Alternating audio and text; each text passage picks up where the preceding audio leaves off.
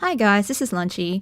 This video is going to be about how to get the best sound quality using Garageband, as asked by Hana Nobira. She asked about what filters I use and how to eliminate background noises and get clear sound, etc. There are three things that affect this: the environment that you record in, your sound equipment, and what kinds of post-production or effects that you can put on this to ensure that you have the best sound quality available to you. So in GarageBand, the way that you can do this is to check what recording level down here that your microphone is at. So I just simply click this I when I have selected the track in blue here. So when you haven't selected anything, it's in gray, and then when you have selected it, it's in blue. When you're working with more than one track, it's very easy to get lost in that sort of thing, and you'll find that you'll have to switch back and forth to make sure that you're on the right settings. In any case, so and then check your recording level. Okay, so the lower that you have it, I mean, the less loud it will sound. That will make it harder on the listener, so you kind of want it to be as loud as possible. But having it as loud as possible means that your microphone will pick up white background noise. It will also increase your chances of volume spiking, and I'll show you what I mean. I'm going to yell into the microphone. If you like to act out the dialogue in Podfic like I do, then it's very easy to get carried away, and to convey anger, what happens is that you yell and you increase the volume. So these things happen like, what? You did what now? Okay. Now, as you can see, from the editing window, these show that your volume spiked to such a level that the listener will probably experience an unpleasant spiking or crackling. So let's have a listen back to that, and maybe I'll hear what it sounds like. What? You did what now? You would have seen that the arrow kind of went red, and that would indicate that the volume was too loud, and then it spiked too much. Now, if it happens, not all the time, then, it's not something that you need to be worried about and need to re-record. But if it is something that you're worried about, then that's a visual indicator that that has happened. So there are ways that you can fix this. Obviously, you can get the affected part. Now you'll see that it's its own part now, and you can just lower the volume of that by just isolating that part and putting the volume down, or you can just move it to a new track and then have that volume down, and then you'll have to play with to make sure that the leveling's correct or whatever. But basically, I just wanted to show you that if your recording level is too high, then you do run the risk of just having your normal level of speech, and not the parts where you increase loudness to convey some sort of emotion, that the volume will spike. And you don't really want it to spike. It creates unpleasantness for the listener. And I made this mistake a lot when I was starting podficking. I just thought the louder the better. But I mean, there are times when it's okay, and there are times when it's unpleasant for the listener. The second and last thing you can kind of do in GarageBand to make sure it's as clear as you can is to go into this up here, and you see there's browse and edit. So when you click into edit, you can see I'm on female narrator noisy, and you can see the various effects that make up female narrator noisy.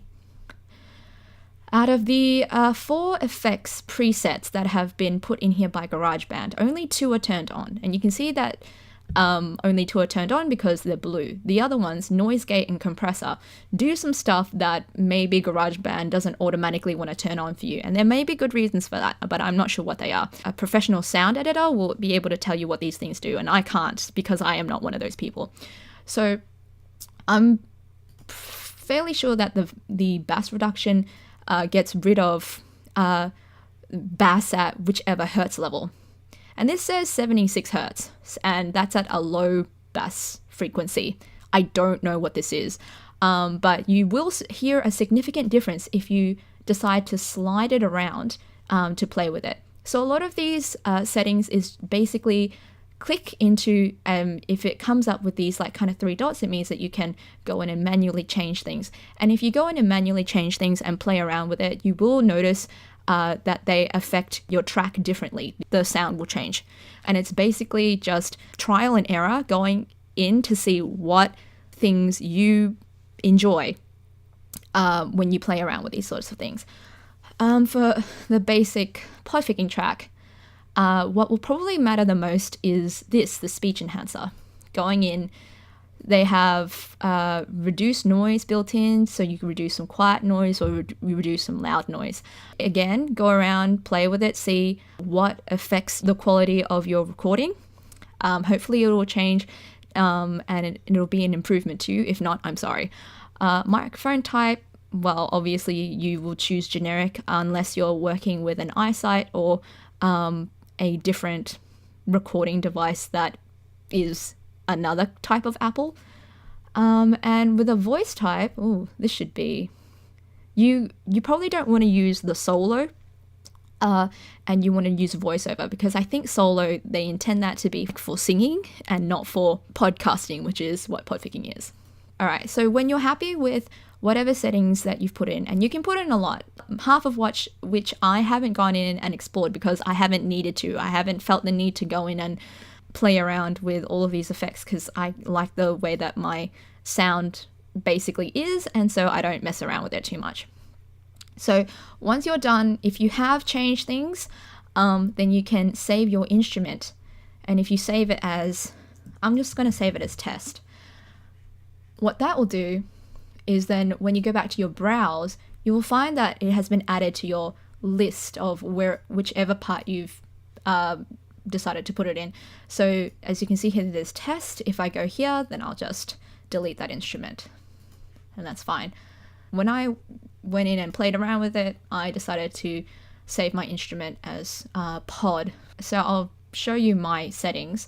These are completely arbitrary. It really only matters what suits your sound environment. So the things that work for me do not necessarily work for you, but okay, let's just go in. I have it on 76 because I probably used female narrator noisy as my basis. I have the compressor turned on vocal compression basic, only because I noticed that there was some sort of difference in this effect when I didn't have this effect on. And then for the speech enhancer, I have put it on female voiceover, generic, 40 decibels, and reverb. For some reason that's on. I mean, it doesn't affect anything, so whatever. That's my filters. The two other things that affect the quality of your sound recording is, one, your sound equipment, which for us it's probably like a USB microphone or not a crazy professional setup, or a headset microphone or what have you. And the more expensive one, professional one you get, the better the sound quality will be, the less work you have to do on the post-production stage or the FX stage, because the microphone should do most of the work for you. And that is something that you can't really help if you cannot access a better microphone than the one that you are currently using. Then you can't access one, and that's fine.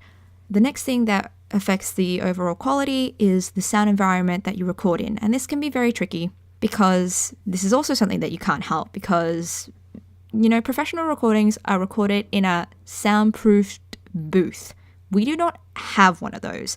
We have whatever quiet environment we can find in our own homes. For me, this is my bedroom. And I have built some crazy box thing that I, searched on YouTube, like how to make like a sound booth or a sound box or something, and did that. Whether or not it works, I don't know, but it hasn't adversely affected the recording, so I'll keep it. Another thing that helps is a pop filter. Pop filters prevent aspirated sounds from hitting the microphone and causing it to spike or whatever it is. So aspirated sounds are consonants or something that have like an air puff that comes out, and we use those usually with like P's and T's. So for example, potato, takeaway.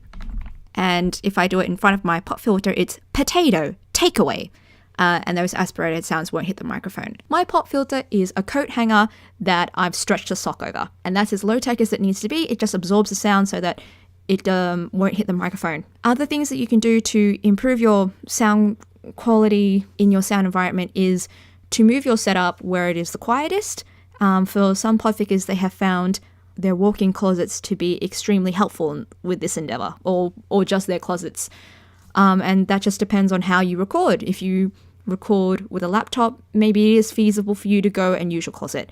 I use a Mac desktop, so my workaround was to put a blanket over my head and the microphone so that I could deaden the sound using the blanket. And I've seen on YouTube that people have put railings in so they could have like a blanket that went all around their thing. But these are things that you can YouTube and search for yourself.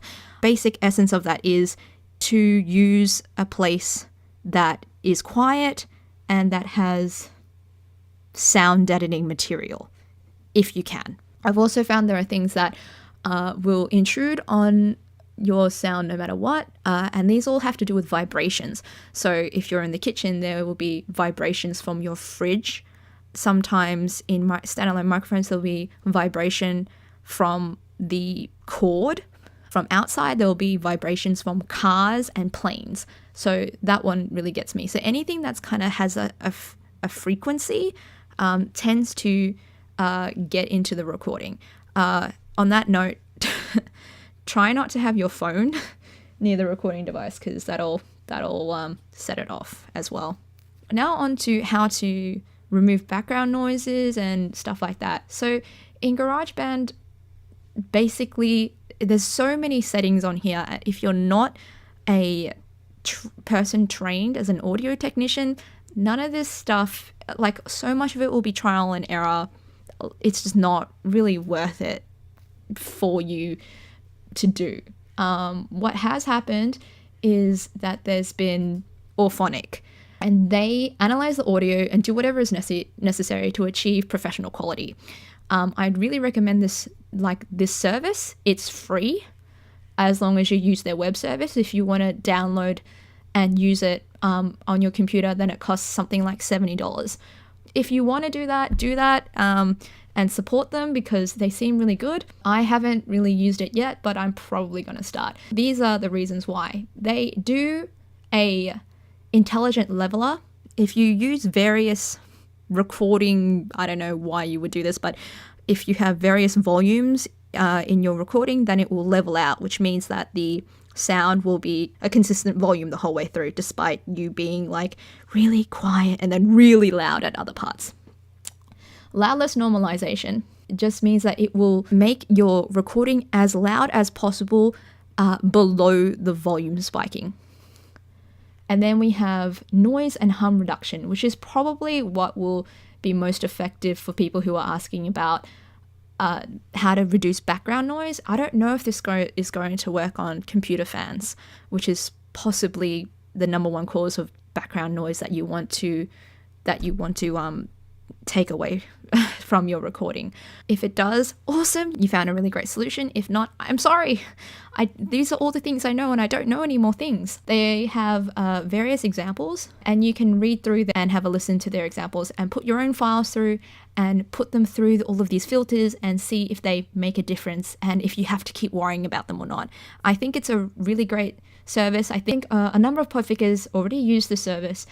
If you have problems with background noise or hum, then try this, because apparently they've worked out all sorts of crazy algorithms, and they'll be much better than me.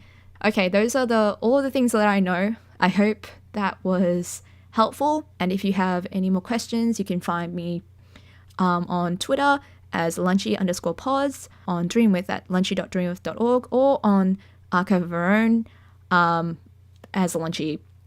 Thanks a lot, guys. See ya.